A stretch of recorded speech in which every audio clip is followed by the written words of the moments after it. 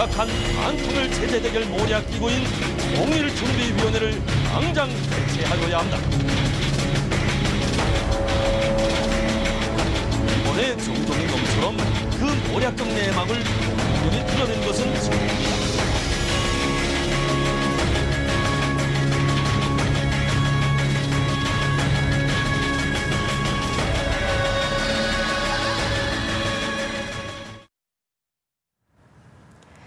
북한이 정종욱 통준위 민간부위원장의 흡수통일 준비팀 발언에 발끈하고 나섰습니다.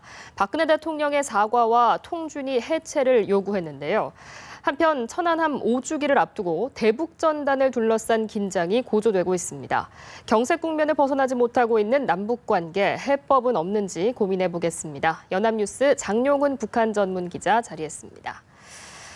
네, 북한이 이 흡수통일 발언에 대해서 파상 공세를 퍼붓고 있는데요. 먼저 발언을 직접 들어본 후에 대담을 시작하겠습니다. 이번에 정종욱 놈처럼 그 모략적 내막을 공공연히 드러낸 것은 처음이다. 통일 준비란 체제 대결 흡수 통일 준비이며 박근혜의 신뢰니 대환이 뭐니 하는 것들이 다 완전한 허위 기만이라는 것이 백일하에 드러났다. 흡수 통일은 언제 가도 실현될 수 없는 미친 개 꿈이다. 박근혜는 통일준비위원회 수장으로서 온 민족 앞에 이번 망발에 대해 명백히 책임적인 해명을 하고 사죄하여야 하며 극악한 반통일 체제 대결 모략 기구인 통일준비위원회를 당장 해체하여야 한다. 그렇게 하지 않을 경우 우리는 현 남조선 당국과 상종조차 하지 않을 것이라는 것을 알아야 한다. 내용을 좀 요약을 해보자면 박 대통령의 사과와 통준위의 해체를 요구했고 그렇게 하지 않으면 상종조차 하지 않을 것이다 이렇게 으름장을 놨는데 그런데 이러한 조평통의 반응이 그 부위원장의 발언이 보도된 지 며칠 후에 나온 거거든요. 좀 비교적 입장이 늦게 발표가 된 것 같은데 왜일까요? 그동안 사실 최근에 보면 북한이 남쪽에서 벌어지는 사안들에 대해서 굉장히 빠르게 반응을 보이는 모습을 보이고 있습니다. 리퍼트 대사에 대한 피습이 있었던 날은 그날 오전에 있었던 일인데 그날 저녁 때 입장을 피력을 했습니다. 물론 공식적인 입장으로 보긴 좀 어렵고 언론 보도 속에 북한이 생각하는 논평을 담는 형식이긴 했지만 그날 있었던 일을 그날 반응을 보였다라고 볼 수 있겠는데 아무래도 북한이 이번에 정종욱 부위원장의 발언에 대해서 나름 조금은 뜸을 들여서 이야기할 수밖에 없었던 것은 일단 정종욱 부위원장의 발언에 대해서 국내적으로 여러 가지 논란이 있었습니다. 정종욱 부위원장은 그렇지 않다라고 자신의 발언을 뒤집는 모습을 보여줬고요. 그럼에도 불구하고 국내 일부 단체들은 정종욱 부위원장의 발언을 기정사실화하면서 통일준비위원회에서 탈퇴하는 모습까지 보였습니다. 이렇게 논란이 지속되고 있는 상황을 좀 지켜보려 했던 의도도 있을 것 같고요. 여기에다가 조국평화통일위원회, 그러니까 조평통 대변인 담화를 통해서 입장을 피력을 했습니다. 방금 전에 말씀하셨던 것처럼 통일준비위원회 위원장으로서 박근혜 대통령이 사과를 해야 한다. 그리고 통일준비위원회를 해체해야 한다. 그리고 만약에 이러한 자신들의 요구가 수용되지 않는다면 남한 당국과는 상종하지 않겠다라는 입장을 밝혔습니다. 결국 앞으로 남북관계가 좀 풀릴 수 있는 여지 자체를 차단했다라고 보시면 될 것 같은데 결국은 북한이 이렇게 상종하지 않을 수 있다. 그러니까는 결국 자신들이 대응할 수 있는 수위를 어느 정도까지 조절할 것인가라는 점에서 어느 정도로 표현할 것인가 이런 부분들에 대해서 고민을 했었고 그러한 고민들이 대변인 담화를 통해서 나왔다라고 보시면 될 것 같습니다. 이러한 북한의 입장에 대해서 정부는 유감을 표명을 했는데 정확히 입장이 어떻게 되나요? 일단 통일부 대변인 논평을 내놓았는데요. 정부는 남북한의 평화적 통일을 지속적으로 추진해 왔다라고 밝혔습니다. 통준위가 흡수 통일을 준비하고 있다고 비난하는 북한의 주장은 사실과 맞지 않다라고 밝혔는데요. 어쨌든 정종욱 부위원장이 그러한 사실이 없다라고 이야기하고 있는 연장선에 있는 발표다라고 보시면 될 것 같고 여기에다가 정종욱 부위원장의 강연 발언 내용에 대해서 본인이 거듭 해명하고 있고 그렇기 때문에 북측이 사실을 왜곡하면서 어떤 우리 정부와 통준위를 비난하고 있는 것은 유감이다라는 입장을 밝혔고요. 네네. 여기에다 한 가지 더 그러니까 북한이 우리의 국가 원수 그러니까 박근혜 대통령에 대해서 무리한 엉동 그리고 남북 관계에 도움이 되지 않는 터무니없는 일방적인 주장을 하고 있다라고 하면서 북한이 이야기하고 있는 조평통 대변인 담화의 내용에 대해서 일단 일축하는 모습을 보였습니다. 정부도 밝혔듯이 그 통일준비위원회 흡수통일 발언에 대해서 이미 정종욱 부위원장이 해명을 내놨는데 그럼에도 불구하고 북한이 이렇게 통준위 해체와 박 대통령의 사과라는 어떻게 보면 초강수를 둔 거거든요. 그 배경을 어떻게 봐야 될까요? 예, 사실은 북한으로서는 어떻게 보면 기회를 잡았다라고도 볼 수 있을 것 같습니다. 왜냐하면 그동안 우리 정부가 어떤 생각을 가지고 있었든 간에 대외적으로 이야기한 것은 흡수통일을 지향하는 것이 아니라 합의에 의한 통일, 평화로운 통일에 대해서 이야기를 해왔습니다. 박근혜 대통령도 자리가 있을 때마다 늘 평화통일과 합의에 의한 통일을 이야기하면서 특히나 남북한의 교류협력의 중요성까지도 강조하는 모습을 보였고요. 또한 대화가 반드시 선행되어야만 한다라는 점에 대해서도 누차 강조를 해왔었습니다. 그럼에도 불구하고 북한은 늘 우리 쪽 특히 박근혜 정부가 추진하고 있는 대북 정책이라는 것이 흡수 통일에 기반하고 있다라고 비난을 해왔었는데 이러한 상황에서 정종욱 부위원장의 발언이 나오자마자 이 정종욱 부위원장의 발언을 빌미로 해서 비난의 공세를 강화하고 있다라고 보시면 될 것 같고요. 결국 지금 현재 남북 관계가 잘 풀리지 않고 남북 간의 대화가 이루어지지 않고 있는 모든 책임이 마치 남쪽에 있는 것처럼 공격할 수 있는 아주 좋은 기회를 맞았다라고 판단하고 이런 공세 고삐를 더욱 바짝 쬐는 모습을 보이고 있는 것 같습니다. 그렇군요. 사실 북한은 이전에도 이 통준위에 대해서 민감한 반응을 보였고 이번에는 급기야 해체까지 요구하고 나섰는데 그렇다고 해서 우리가 통준위를 해체할 수도 없는 노릇 아니겠습니까? 어떤 대책이 필요할까요? 예, 그렇습니다. 사실 통준위를 해체할 수는 없는 것이죠. 왜냐하면 이 통준위 자체가 박근혜 대통령의 대북관, 통일관에 기반해서 만들어진 조직입니다. 박근혜 대통령이 통일은 대박이다라는 이야기를 작년에 했었고 이러한 발언이 있고 난 다음에 통일준비위원회가 본격적으로 구성이 됐습니다. 그러면서 박근혜 대통령이 위원장을 맡고 있는 조직이기 때문에 조직 자체를 해체하기는 굉장히 어려운 상황이다라고 볼 수 있을 것 같고요. 그러한 측면에서는 오히려 지금 우리 정부가 해야 될 것은 그 정종욱 부위원장의 발언이 사실이 아니다라는 것들을 어떻게 설득해 나갈 것인지에 초점을 맞춰야 될 것으로 봐야 될 것 같고요. 네네. 그리고 조금 더 나아간다면 정종욱 부위원장이 책임을 지는 모습까지도 보여주면 오히려 북한의 입장을 좀 누그러뜨릴 수 있는 그러한 계기를 마련할 수도 있지 않을까라는 지적도 나오고 있습니다. 앞서 언급을 하셨듯이 북한이 이번에 이 특수통일 준비팀 발언을 통해서 어떤 기회를 잡았다 이렇게 표현을 해주셨는데 북한의 요구사항이 사실 수용될 가능성이 희박한 상황에서 북한이 이 문제를 계속해서 쟁점화시킬까요? 예, 그렇습니다. 지금 남북관계가 썩 좋지 않은 상황입니다. 한미합동 군사연습도 진행이 되고 있는 상황인데다가 북한이 남쪽에 대해서 계속 비난의 수위를 올려가고 있고 그리고 한미합동 군사연습에 맞춰서 북한도 군사적으로 여러 가지 위협적인 행동들을 이어가고 있는 상황인데요. 그러한 측면에서 보면 이번에 정종욱 부위원장의 발언을 기회로 남쪽에 대한 비난 공세, 대남 공세의 고삐를 죄 나갈 가능성이 굉장히 크다. 그러한 측면에서 보면 지금 우리 정부는 작년 2월 말에 정종욱 부위원장 명의로 북측에 전화통지문을 보냈습니다.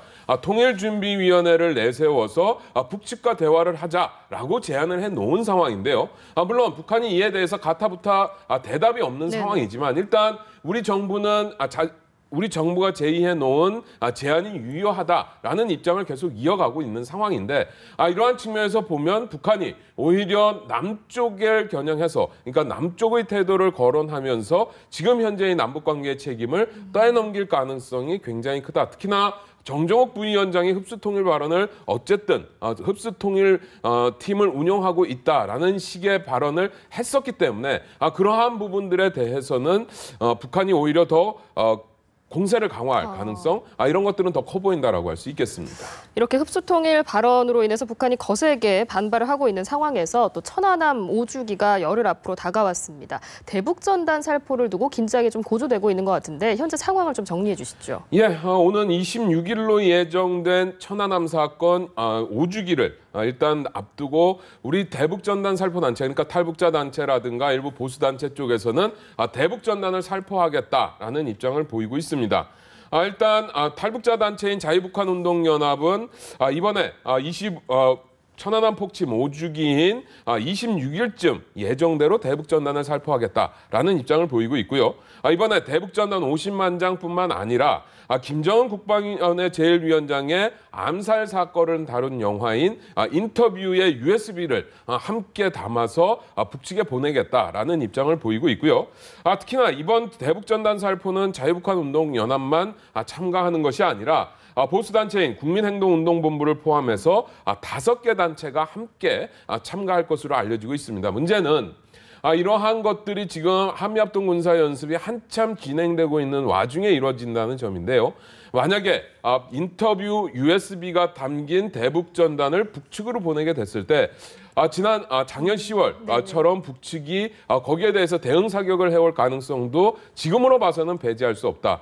그렇다라고 한다면 남북 간의 물리적 충돌 가능성이 그 어느 때보다도 커지고 있는 상황이 아닌가라는 우려가 나오고 있습니다. 그렇군요. 정부의 방침이 궁금한데 자제를 요청할 계획이 있는 겁니까? 일단 우리 정부 쪽에서는 표현의 자유를 들어서 대북전단 살포를 막을 수는 없다라는 입장입니다. 다만 자제를 요청할 수는 있겠는데 문제는 지금 자유북한운동연합의 박상학 대표는 정부가 대북전단 살포 자제 요청을 해오지 않았고 정부가 공문으로 자제 요청을 하더라도 대북전단 살포를 강행하겠다라는 입장을 보이고 있습니다. 결국은 우리 정부가 적극적으로 차단하지 않는다라고 한다면 대북전단이 4월 말에 북한으로 날아갈 수밖에 없는 상황인 것 같고요. 만약 북한이 이것에 대해서 뭔가 행동에 나선다라고 한다면 어쨌든 지금 꽤 남북 관계가 안 좋은 상황이고 한미합동 군사연습이 치러지고 있는 기간이라는 점에서 보면 굉장히 우려스러운 상황도 배제할 수 없는 상황이 아닌가라고 볼 수 있겠습니다. 만약에 대북전단 살포로 강행하게 된다면 지난해처럼 그렇게 북한이 대응 사격에 나서는 가능성도 배제할 수는 없는 거군요. 예, 그렇습니다. 그렇군요.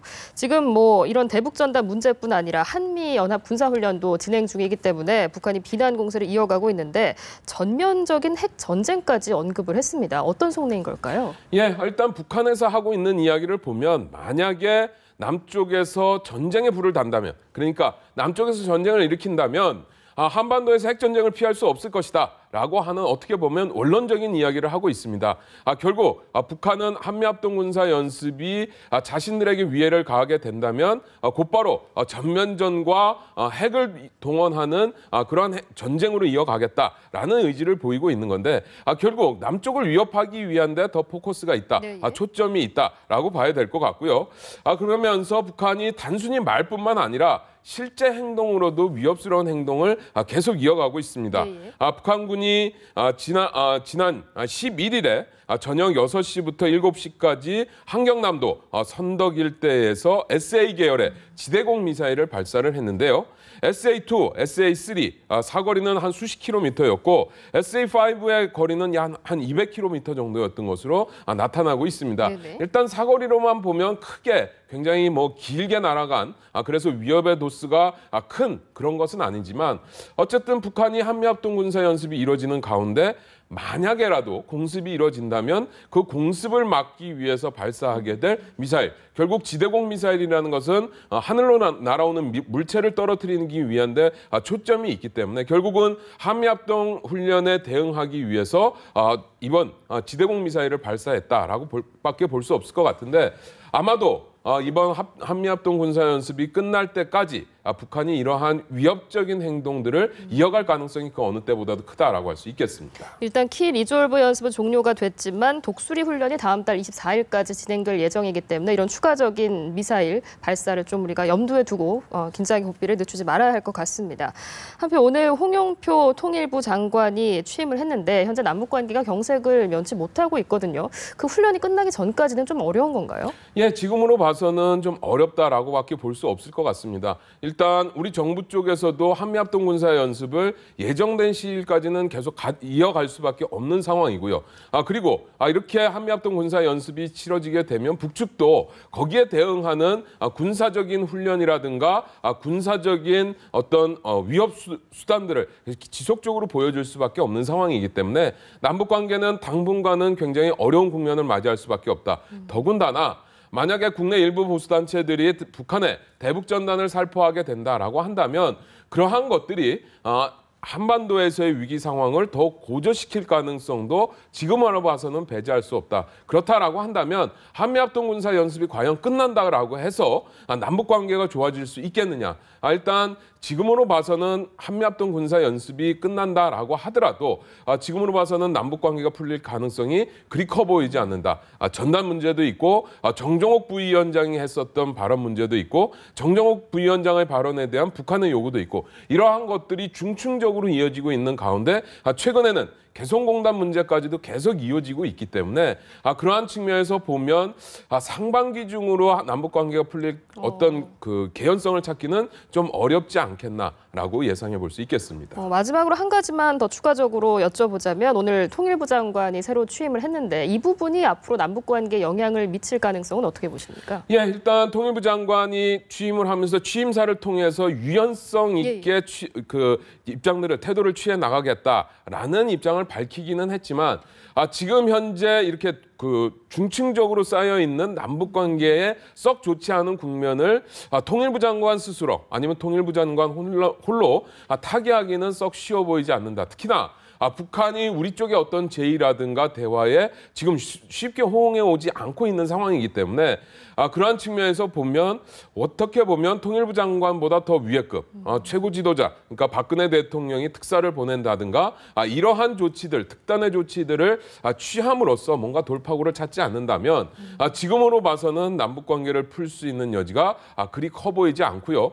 특히나 4월 말에는 그 재선거가 있습니다. 여기에다가 일단 올해 상반기를 지나게 되면 정치권이 내년에 있게 될 국회의원 총선거 쪽에 모두 정신을 쏟을 가능성이 크기 때문에 그러한 측면에 보면 상반기에 뭔가 돌파구를 찾지 못한다면 그러한 썩 안 좋은 남북관계의 현재 국면이 연말까지 이어질 가능성도 배제할 수 없다라고 예상해 볼 수 있겠습니다. 네, 알겠습니다. 오늘 말씀 여기까지 듣겠습니다. 지금까지 연합뉴스 장용훈 북한 전문 기자였습니다. 고맙습니다.